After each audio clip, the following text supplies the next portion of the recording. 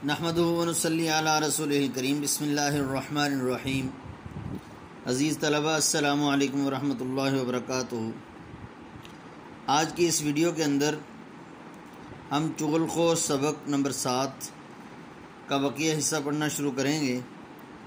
Page number 72 72 صفحہ number, اور اس کا آخری پیراگراف شروع کرنا ہے ہم نے آج۔ چغل خور کسان کی بیوی سے یہ باتیں کر کے، سیکنڈ لاسٹ لائن ہے پیج نمبر 72۔ چغل خور کسان کی بیوی سے یہ باتیں کر کے سیدھا کھیتوں کی طرف چل دیا، جہاں کسان پہلے ہی سے کھیتی باڑی کے کاموں میں لگا ہوا تھا۔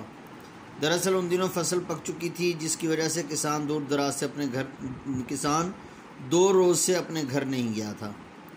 اسے رات کو بھی کھیتوں میں ہی رہنا پڑتا تھا۔ چغل خور کسان کے پاس پہنچا اور اس سے بڑی رازداری سے کہنے لگا، تم ادھر کھیتوں میں کام کرتے پھر رہے ہو اور ادھر تمہاری بیوی پاگل ہو گئی ہے۔ کسان بڑا حیران ہوا، اس نے تعجب سے پوچھا، یہ تم کیا کہہ رہے ہو؟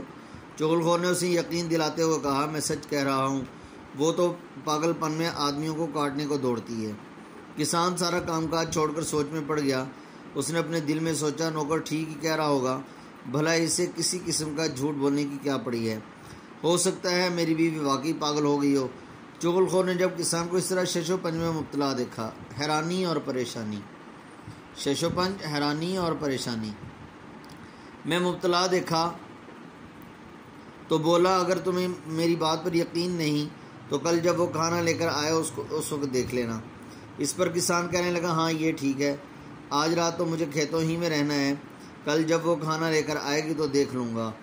چغل خور نے جب یہ جان لیا کہ کسان اس کی باتوں میں آ گیا ہے تو وہاں سے چلا آیا اور کسان کے سالوں کے پاس پہنچ گیا۔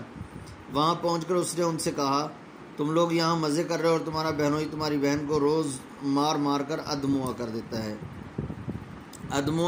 مرنے کے قریب کرنا۔ وہ اسے اس ظالمانہ طریقے سے مارتا ہے کہ میں بیان نہیں کر سکتا۔ کسان کے سالوں نے چغل خور کی یہ بات سنی تو وہ بہت پریشان ہوئے، لیکن انہوں نے اس سے کہا، مگر ہماری بہن نے تو ہمیں کبھی یہ نہیں بتایا۔ اس پر چغل خور بولا، وہ بیچاری شرم کے مارے تمہیں کچھ نہیں بتاتی روز، ورنہ اسے تو کسان بری طرح مارتا پیٹتا ہے کہ وہ ہلکان ہو جاتی ہے، ہلکان نڈھال ہو جاتی ہے، بالکل جیسے مرنے کے قریب ہونا۔ اس ہلکان کا یہ معنی بھی ہوتا ہے۔ کھیتوں میں سب کے سامنے اس کی بے عزتی کرتا ہے، لیکن ہم تمہاری بات پر کیسے یقین کر لیں؟ اس پر چغل خور جھٹ سے بول پڑا، جھٹ سے فوراً، اگر تم لوگ یہ سمجھ رہے ہو کہ میں جھوٹ کہہ رہا ہوں تو کل دوپہر کو جب تمہاری بہن کھانا لے کر کھیتوں میں جائے گی، اس وقت تم خود اپنی آنکھوں سے دیکھنا کسان اسے کس طرح مارتا ہے۔ کسان کے سالے یہ بات سن کر غصے میں تل ملانے لگے، مطلب اور زیادہ غصہ کرنے لگے، یہاں پر ہم معنی کریں گے بھڑکنے لگے۔ بھلا وہ اپنی بہن کی بے عزتی کیسے برداشت کر سکتے تھے؟ انہوں نے چغل خور سے کہا، اچھا کل ہم کھیت میں چھپ کر یہ سب کچھ آنکھوں سے دیکھیں گے۔ چغل خور وہاں سے رخصت ہو کر سیدھا کسان کے بھائیوں کے پاس گیا اور ان سے جا کر کہا، بڑے افسوس کی بات ہے، تم لوگ سب ایک ماں کے بیٹے ہو اور پھر بھی اپنے بھائی کی مدد نہیں کر سکتے۔ کسان کے بھائیوں نے اس سے تعجب سے پوچھا، کیا ہوا؟ یہ تم کیا کہہ رہے ہو؟ ہم کس کی مدد نہیں کرتے؟ اس پر چغل خور نے روحانسا سا منہ بنا کر جواب دیا، روحانسا سا منہ، رونے والی صورت، تمہارا بھائی سخت مصیبت میں گرفتار ہے، اس کے سالے ہر چوتھے روز آ کر اسے زد و کوب کرتے ہیں، زد و کوب مار پٹائی کرتے ہیں، اور ایک تم ہو کہ تمہیں اس کی خبر تک نہیں۔ کسان کے بھائی یہ سن کر پریشان سے ہو گئے اور کہنے لگے، مگر ہمارے بھائی نے تو کچھ نہیں بتایا۔ چغل خور بولا، وہ تم سے کیا کہے، بیچارہ اپنی شرافت کی وجہ سے کچھ نہیں کہتا اور خاموشی سے یہ بے عزتی برداشت کر لیتا ہے۔ جواب میں بھائی کہنے لگے، ہمیں تو تمہاری بات پر یقین نہیں آ رہا۔ یہ سن کر چغل خور نے کہا، اگر تم لوگوں کو میری بات کا یقین نہیں تو کل دوپہر کو اگر اپنی آنکھوں سے یہ سب کچھ دیکھ لینا کہ کس طرح کسان کے سالے اسے مارتے ہیں۔ کسان کے بھائی غصے میں تل ملانے لگے۔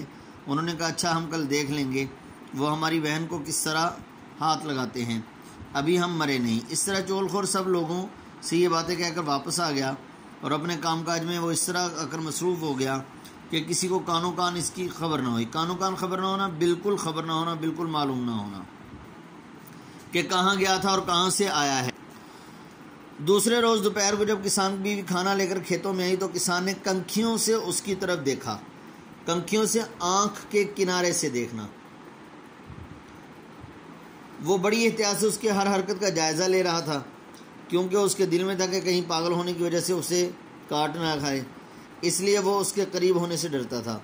دوسری طرف کسان کی بیوی کی یہ کوشش تھی کہ کسان کو کسی طرح اس کے قریب ہو اور وہ اس کو کاٹ کر یا اسے زبان لگا کر دیکھ سکے کہ نمکین ہے یا نہیں.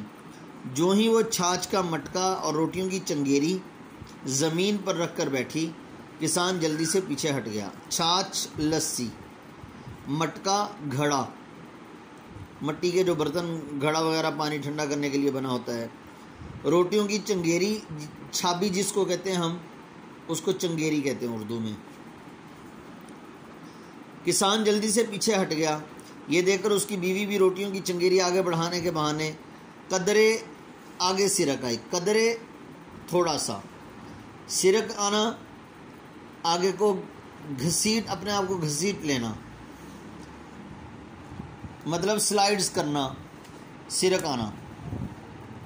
اور پھر جو ہی کسان نے روٹی پکڑنے کو ہاتھ آگے بڑھایا، اس نے جھپٹ کر اس کی کلائی پکڑ لی اور اسے چاٹنے کے لیے آگے بڑھی. کسان اچھل کر دور ہٹ گیا. اب تو اسے پکا یقین ہو گیا تھا کہ واقعی اس کی بیوی پاگل ہو گئی ہے اور کاٹ کھانے کو دوڑتی ہے. کسان کو نوکر کی کہی ہوئی بات سچ معلوم ہو رہی تھی.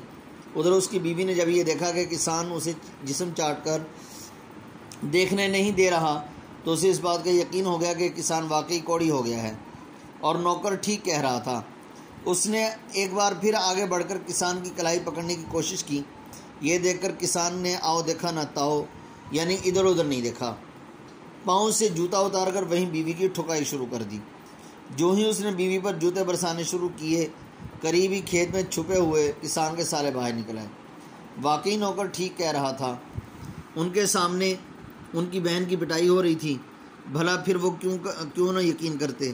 وہ سارے کے سارے للکارتے پکارتے ہوئے آگے بڑھے اور کسان پر ٹوٹ پڑے، یعنی حملہ کر دیا. آج دیکھتے ہیں تم ہماری بہن کو کس طرح مارتے ہو. ان کا آگے بڑھنا تھا کہ دوسرے کھیت میں چھپے کسان کے بھائیوں نے دیکھا. واقعی نوکر نے ہمیں صحیح اطلاع دی تھی. انہوں نے جواب میں کسان کے سالوں کو للکارا. آج دیکھتے ہیں تم ہمارے بھائی کو کس طرح مارتے ہو. اور اس کے بعد وہ سب ایک دوسرے پر پل پڑے، حملہ کر دیا. وہ سر پھٹول ہوئی. سر پھٹول ایسی لڑائی جس میں سر پھٹنے لگیں. وہ لاٹھیاں چلیں کہ سب خون میں نہا گئے. آخر ارد گرد کے کھیتوں میں کام کرنے والے دوسرے لوگ بھاگ کر آئے اور انہوں نے بیچ بچاؤ صلح کرا کے انہیں ایک دوسرے سے الگ کیا. پھر جب اس کا غصہ قدرے کچھ کم ہوا تو ان سے لوگوں نے پوچھا تم لوگ اس طرح کیوں لڑ رہے تھے. اس پر سب نے اپنی اپنی بات بتائی کہ یوں نوکر ہمارے پاس آیا تھا اور اس نے یہ بتایا تھا. اس طرح جب سب اپنی اپنی بات کہہ چکے تو پتہ چلا کہ یہ سب کچھ چغل خور کا کیا دھرا ہے. وہ سارے کے سارے مل کر چغل خور کی تلاش میں چلے، لیکن اس وقت تک چغل خور وہ گاؤں چھوڑ کر کہیں اور جا چکا تھا. کہتے ہیں وہ دن اور آج کا دن چغل خور کا کہیں پتہ نہ چل سکا. یہی وجہ ہے کہ آج بھی چغل خور یہ نہیں مانتا کہ وہ چغل خور ہے. دراصل اسے اس بات کا ڈر ہے کہ اگر اس نے یہ بات تسلیم کر لی کہ وہ چغل خور ہے تو کسان، اس کے سالے اور اس کے بھائی اسے زندہ نہیں چھوڑیں گے. اس لیے ہر چغل خور کہنے پر ناراض ہو جاتا ہے. اس سبق کا ماخذ کیا ہے، یعنی کہاں سے لیا گیا ہے؟ مصنف کی کتاب شفیع کیل کی پنجابی لوک داستانیں.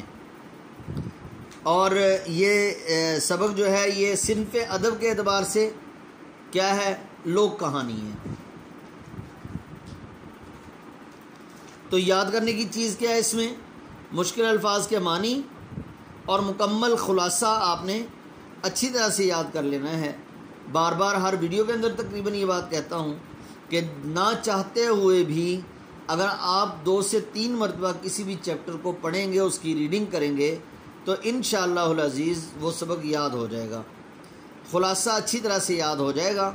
اور یہ رٹا لگانے والی چیز نہیں ہوتی، بلکہ سمجھ کر ذہن میں بٹھانے والی چیز ہے کہ جیسے ہی ذہن میں بیٹھ گیا، ذہن نشین ہو گیا، گویا کہ سبق کا خلاصہ یاد ہو گیا. السلام علیکم ورحمۃ اللہ وبرکاتہ.